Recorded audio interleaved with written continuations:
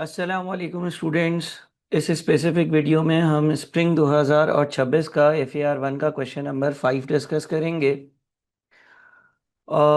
मैं समझता हूँ कि ये थोड़ा सा इस पेपर का मुश्किल क्वेश्चन था, क्योंकि generally I cap theory based सवाल कम बनाता है, और ख़ास तौर पर नॉन प्रॉफिट ऑर्गेनाइजेशन से थ्योरी का सवाल पूछ लेना थोड़ा सा मैं समझता हूँ कि बच्चों को चैलेंज देता है। ये क्वेश्चन 8 मार्क्स का था। पहली बात तो ये याद रखिएगा कि अगर किसी पेपर में कोई क्वेश्चन मुश्किल आएगा तो साथ में आसान क्वेश्चन भी आपके लिए अवेलेबल होंगे। यानी कि ऐसा नहीं होगा कि हर क्वेश्चन थ्योरी बेस्ड आ रहा है, हर क्वेश्चन मुश्किल आ रहा है, हर क्वेश्चन ऐसा आ रहा है कि आप कर ही नहीं पा रहे। बल्कि कुछ क्वेश्चंस थ्योरी बेस्ड होते हैं, कुछ आसान होते हैं, कुछ मुश्किल होते हैं, तो पेपर काफ़ी बैलेंस्ड होता है। यहाँ पर इस स्पेसिफिक सवाल को मैं रीड कर देता हूँ, इसके आंसर को भी रीड करता हूँ। साथ में हम स्टडी टेक्स्ट में इसके बारे में जहाँ जो चीज़ लिखी हुई है उसको भी गो थ्रू कर लेते हैं। आपको मैं ये सजेस्ट करूँगा कि कोशिश करें कि एक बार स्टडी टेक्स्ट ज़रूर रीड कर लें। ख़ास तौर पर जो नॉट प्रॉफिट ऑर्गेनाइजेशन का चैप्टर है, इसमें कुछ ऐसी थ्योरी है जो आपको 2-4 बार शायद दोहरानी पड़े, रिपीट करनी पड़े, स्टडी टेक्स्ट की रीडिंग करनी पड़े। बहरहाल सवाल को देख लेते हैं। अगर आप इस सवाल में 8 में से 3-4 मार्क्स भी ले लेते हैं तो बहुत होता, क्योंकि दूसरे आसान सवाल इस पेपर में पड़े हुए थे। सवाल कहता है, hydro community welfare HCW is a not-for-profit organization registered under the Companies Act 2017. HCW prepares its financial statements in accordance with accounting standard for not-for-profit organizations ASNPO issued by ICAP and applies the deferral method of fund accounting. Fund accounting का deferral method जो है आपकी study text में explain किया हुआ है। Accounting standards for non profit organisations जो आईकेप ने इशू किए हैं उसको डिस्कस किया हुआ है, और उसी से रिलेवेंट ये सवाल है। सवाल की रिक्वायरमेंट है, in accordance with ASNPO discuss how each of the above transactions will be accounted for in HCW's financial statements for the year ended 31st of December 2025. Accounting entries are not required, यानी कि आपने सिर्फ और सिर्फ discussion करनी है, किसी किस्म की कोई एंट्री की ज़रूरत नहीं है। सवाल के 4 पार्ट्स हैं, 8 मार्क्स का सवाल है। तो अगर 2 मार्क्स 2 मार्क्स 2 मार्क्स और 2 मार्क्स यहाँ पर बांटे जाएं तो बआसानी 8 मार्क्स पूरे होते हैं। अगर आपको ASNPOs जो accounting standard for non profit organisation है वो याद नहीं रहते, स्टडी टेक्स्ट की आपने 1-2 बार रीडिंग करी या नहीं करी थी, और इसलिए आपको वो थ्योरी याद नहीं रही, तो कोई मसले की बात नहीं है। आप अपना कॉमन सेंस, अपना दिमाग, अपना जहन इस्तेमाल करते हुए कुछ ना कुछ ज़रूर लिख सकते हैं। मैं ये नहीं समझ रहा कि आप 100% ठीक ही बात लिखेंगे। इवन आपने अगर अकाउंटिंग स्टैंडर्ड्स को रीड किया हुआ होगा तो फिर भी आपको इसको अटेम्प्ट करने के लिए थोड़ी सी परेशानी ज़रूर होगी। और मैं इसको इसीलिए एक मुश्किल सवाल में कंसिडर करता हूँ, या एक ऐसे सवाल में कंसिडर करता हूँ जहाँ पे स्टूडेंट्स की परफॉर्मेंस अच्छी नहीं रही थी। क्योंकि बच्चों का FAR 1 में फोकस क्या होता है कि कोई प्रैक्टिकल क्वेश्चन आएगा। लेकिन ये गारंटी करता हूँ कि अगर एक 100 मार्क्स का पेपर है और उसमें 2 सवाल या 20-25 मार्क्स मुश्किल आ रहे हैं, तो 75 मार्क्स ऐसे ज़रूर होंगे जो आप आसानी कर सकते हो। पॉइंट नंबर 1 देखते हैं। HCW received 6 million subject two donor impose restriction. 6 million रुपए मिले, लेकिन डोनर ने एक रिस्ट्रिक्शन लगाई हुई है। तो डोनर कौन होता है? जो पैसे देता है। और उसने अगर रिस्ट्रिक्शन लगाई हुई है, मेरी अकल ये कहती है कि अकाउंटिंग स्टैंडर्ड्स में ये लिखा हुआ होगा कि अगर कोई रिस्ट्रिक्शन है तो उस पर अमल किया जाए। The principal must be invested permanently. During the year investment income of 0.5 million was earned. In accordance with the donor's restriction, 25% of the investment income must be added to the principal. The remaining investment income may be used for general operations. किसी ने 6 million दिए, बोला कि ये आप इस्तेमाल नहीं करेंगे, ये आप XYZ जगह इन्वेस्ट कर देंगे। जब आप ये इन्वेस्ट करेंगे तो इनकम आएगी, जो इनकम आएगी उसका 25% भी आप इन्वेस्ट कर देंगे और 75% अपनी मर्जी से इस्तेमाल कर लेंगे। इन्वेस्टमेंट करना यानी कि एसेट्स में रखना। इनकम यानी कि पीएनएल में लेकर चले जाना। तो अगर मैंने अकाउंटिंग स्टैंडर्ड नहीं भी पढ़े तो मैं इस तरह की कोई बात लिख सकता हूँ, एक आधी कैलकुलेशन भी कर सकता हूँ। कैलकुलेशन कैसी? 0.5 का 25% लिया जो कि 0.125 बनेगा, और 0.5 का 75% लिया जो कि 0.375 बनेगा। ठीक है जी। देखते हैं कि इसका आईकेप ने आंसर क्या लिखा और स्टडी टेक्स्ट में इसका कोई रेफरेंस है या इस बात को कहीं लिखा हुआ है या नहीं। यहां पे लिखा हुआ है under ASNPO contribution subject to externally imposed stipulations requiring that the principal be maintained permanently is classified as an endowment contribution। अगर आप एंडाउमेंट कंट्रीब्यूशन की डेफिनेशन को याद कर लेंगे तो आप इस सवाल के आंसर में ये चीज़ लिख सकते हैं कि ये वाली जो कंट्रीब्यूशन है इस पे कोई एक्सटर्नल कंडीशन अप्लाई हो रही है। एक्सटर्नल कंडीशन का मतलब ये है कि डोनर ने लगाई ये कंडीशन, ऑर्गेनाइजेशन के अंदर के किसी बंदे ने रिस्ट्रिक्शन नहीं लगाई कि इसको कैसे इस्तेमाल करोगे, और इसीलिए ये एंडाउमेंट कंट्रीब्यूशन है। स्टडी टेक्स्ट पर जाते हैं। देखिए, एक तो एंडाउमेंट कंट्रीब्यूशन की हमें ट्रीटमेंट बताई हुई है यहाँ पर। दूसरी चीज, एंडाउमेंट कंट्रीब्यूशन की ऊपर डेफिनेशन भी होगी। क्या लिखा है? An endowment contribution is a type of restricted contribution. ये रिस्ट्रिक्टेड कंट्रीब्यूशन की एक टाइप होती है। तो रिस्ट्रिक्टेड कंट्रीब्यूशन क्या होती है? Restricted contribution is a contribution subject to externally imposed stipulations that specify the purpose for which the contributed asset is to be used। तो ये endowment contribution है। क्यों?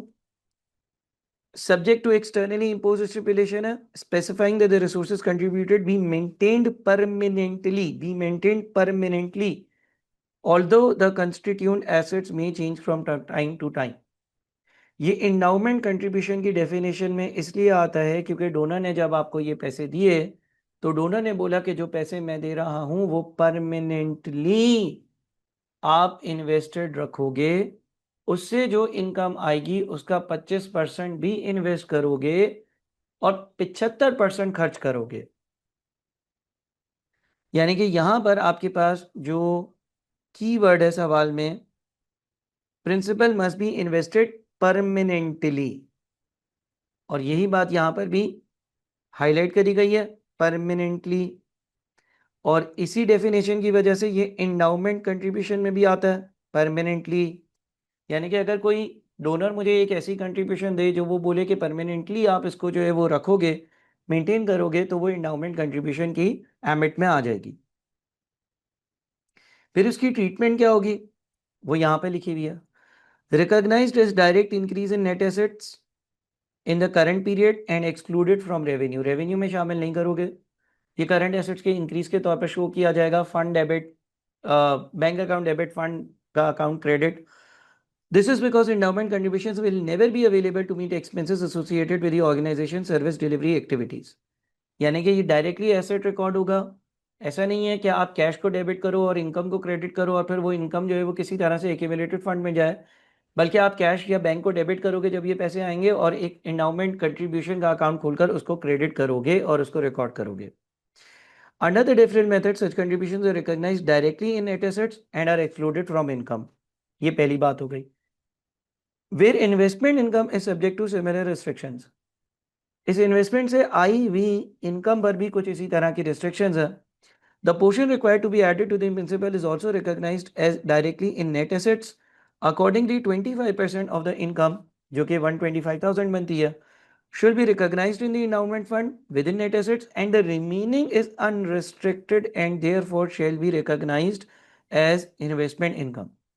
डोनर ने आपको ये कहा था कि भाई 25% पैसे जो कमाओगे वो वापस से इस फंड में डाल देना, तो इस पे वही कंडीशन अप्लाई होगी। और बाकी पैसों के लिए क्या करना? जनरल ऑपरेशंस में कहीं पर भी खर्च कर देना। यानी कि यहां पर उसने कोई रिस्ट्रिक्शन नहीं लगाई। अब इसका मतलब इंडाउमेंट कंट्रीब्यूशन भी है, और उसके बाद इंडाउमेंट कंट्रीब्यूशन जो जो इनकम आ रही है उसमें से भी कुछ इंडाउमेंट कंट्रीब्यूशन है और कुछ ऐसी वैल्यू है जिसपे कोई कंडीशन नहीं है, कोई रिस्ट्रिक्शन नहीं है। तो अगर कोई रिस्ट्रिक्शन नहीं होती तो उसको क्या कहते हैं? Unrestricted contributions recognised as revenue in the current period, यानी कि ये जो मजीद पैसे आपको आ रहे थे वो आप जो है वो इनकम में लेकर जा सकते हो, वो आपके पास इनकम है। सेकंड सिनेरियो पर आते हैं। SCW receive 4 million specifically to purchase medical equipment, किसी ने आपको 4 million दिया और स्पेसिफिकली बोला कि इससे ये वाला मेडिकल इक्विपमेंट परचेज करना। The equipment was subsequently purchase and is being depreciated at 20% per annum on a straight line basis. Specific instructions दी हुई हैं, अनरिस्ट्रिक्टेड नहीं है, रिस्ट्रिक्टेड है। क्यों है? ताकि आप एक एसेट खरीदो। क्या वो डेप्रिशिएबल एसेट है? हाँ, वो डेप्रिशिएबल एसेट है, वो डेप्रिशिएट होगा। आए जी, क्या लिखना है? 4 million received specifically for the purchase of medical equipment represents a restricted contribution for the acquisition of a capital asset। Restriction लगाई है ना कि आप इन पैसों से क्या करोगे। डोनर ने बोला भाई मैं 4 million रुपए दे रहा हूं और उससे तुम स्पेसिफिकली एक एसेट परचेज करोगे।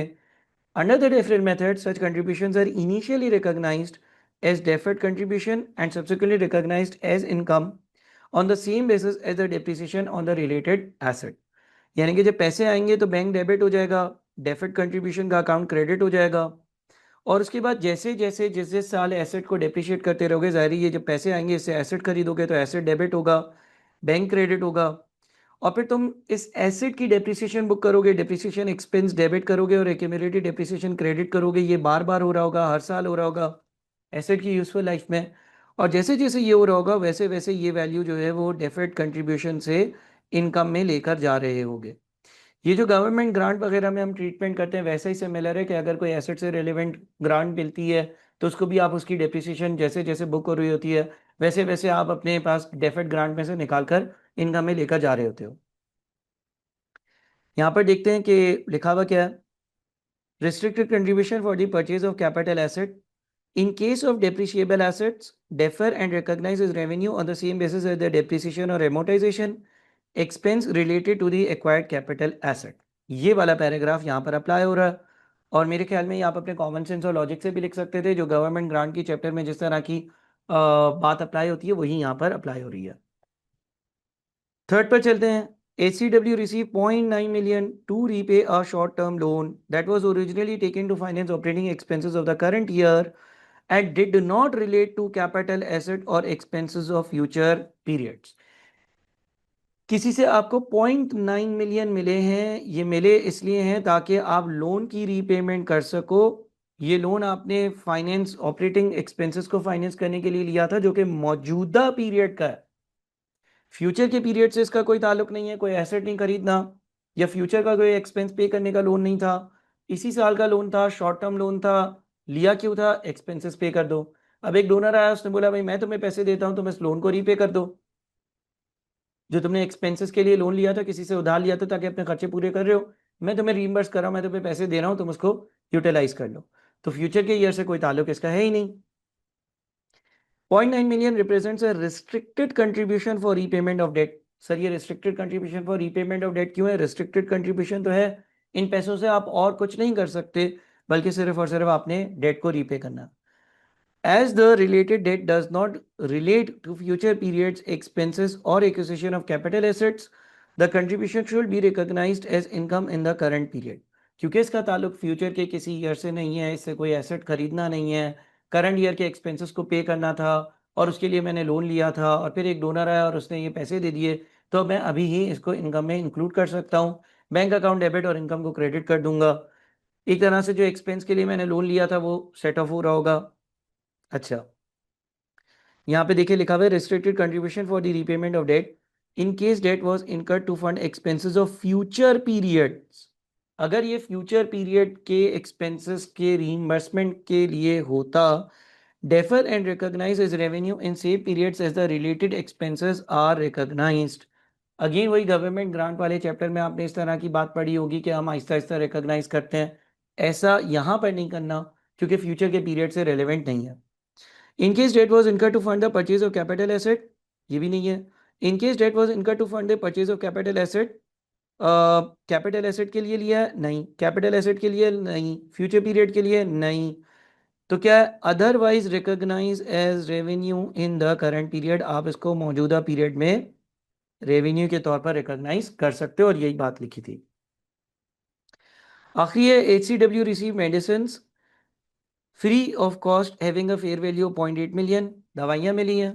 The medicine are used in the normal course of operation and their fair value can be reasonably estimated.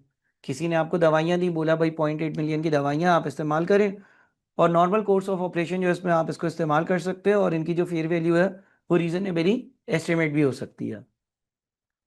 Under ASNPO, contributed materials are recognized at fair value where the fair value can be reasonably estimated and the materials would otherwise have been purchased for use in the normal course of operations। यानी कि आप इसको fair value पर record करोगे, इनकी fair value जो है वो अवेलेबल है। Both conditions are satisfied in this case. Accordingly the medicine should be recognised as an asset, या आपकी इन्वेंट्री एसेट के तौर पर रिकॉग्नाइज हो जाएगा। आप इसको मेडिसिन डेबिट कर दोगे, ठीक है। At the fair value of 0.8 million and a corresponding amount of 0.8 million shall be recognized as contribution income, और correspondingly contribution income को रिकॉर्ड करोगे। सर क्या ये भी यहाँ पे दिया हुआ है? यहाँ पर लिखा हुआ है कंट्रीब्यूटेड मटेरियल्स एंड सर्विसेज, यानी कि अगर कोई मटेरियल या सर्विसेज से रेलिवेंट कंट्रीब्यूशन आती है तो उसकी क्या ट्रीटमेंट होगी। Contribution of materials and services that is assets other than cash would be measured at fair value only when the fair value can be reasonably estimated। सवाल में लिखा हुआ था fair value reasonably estimate हो सकती है। The material and services are used in the normal course of the NPS operations and will otherwise have been purchased। सवाल में ये भी लिखा हुआ था कि ये नॉर्मल या डे टू डे ऑपरेशंस के लिए ही है। Often these contributions are not recorded because of record keeping and valuation difficulties। कभी कभी हो सकता है कि इनकी फेयर वैल्यू रिकॉर्ड नहीं हो सकती हो, तो ये रिकॉर्ड नहीं करी जाती। भाई किसी को आपने सर्विस दी और उसके अगेंस्ट क्या फेयर वैल्यू है वो रिकॉर्ड नहीं करी जा सकती, लेकिन यहाँ ऐसा नहीं है। यहाँ पे तो फेयर वैल्यू कैलकुलेट हो सकती थी। तो ये पैराग्राफ आप अपनी इंफॉर्मेशन के लिए पढ़ लीजिएगा। यहाँ पर एक बात लिखी हुई है contributed material and services that are part of a constructed, ये भी हमारे सवाल से अभी रेलिवेंट नहीं है, ठीक है जी। तो हम फेयर वैल्यू पे इसको रिकॉर्ड कर लेंगे, और मेरे ख्याल में ये मैंने आपसे डिस्कस तो कर लिया सवाल। कुछ हद तक आप लोगों को जहन में भी बैठी होंगी चीज़ें, लेकिन ज़रूरी है कि आप जो नॉन प्रॉफिट ऑर्गेनाइजेशन वाले ये कुछ पेजेस हैं जिस पे बहुत सारी थ्योरी लिखी हुई है, इसको 2-3 बार दोहरा लें। कभी भी ऐसा हो सकता है कि किसी चैप्टर की थ्योरी आ जाए, बट मैंने जैसे शुरू में कहा कि आपने परेशान नहीं होना। 100 मार्क्स के पेपर में 10-20 मार्क्स 25 मार्क्स अगर मुश्किल हैं, तो 70-75 मार्क्स आसान भी है, और ऐसे भी हैं जो रूटीन में बार बार टेस्ट हो रहे हैं। तो आपने उन्हीं मार्क्स पे तो फोकस करना। इसमें अगर आप पासिंग मार्क्स भी ले आते हैं, आधे मार्क्स भी ले आते हैं, सफिशेंट होगा। इसी सवाल की वीडियो को, क्वेश्चन को, आंसर को और स्टडी टेक्स्ट को कम से कम 2-4 बार रीड करें, ताकि जहन में आपके ये थ्योरी बैठ जाए। Thank you so much. Allah Hafiz.